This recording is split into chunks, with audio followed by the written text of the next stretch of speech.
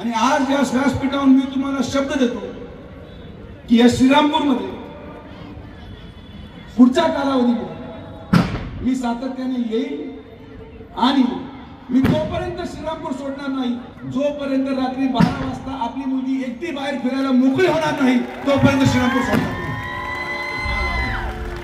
आरोप होतील, राजकारण होईल, प्रत्यारोप होईल, पण तुमच्या सगळ्यांच्या मुलाबाळांची जबाबदारी आजपासून या क्षणापासून डॉक्टर सुजय राधाकृष्ण विखे पाटलांची आहे आणि ते करण्यासाठी जे काही करावं लागेल ते आम्ही करणार, शेवटपर्यंत करणार।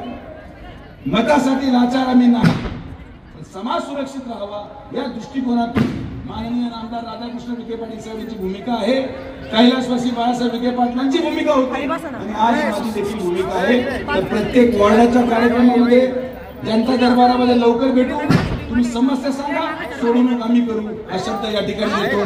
परत एकदा एवढ्या मोठ्या संख्येने आपण सगळेजण आलात, सगळ्यांचे मनापासून आभार। असंच प्रेम आशीर्वाद विखे पाटील परिवारावर आपण कायम ठेवावं एवढीच विनंती या कार्यक्रमाच्या निमित्ताने करतो आणि फायनल राऊंडला पाटील साहेबांना विनंती करतो की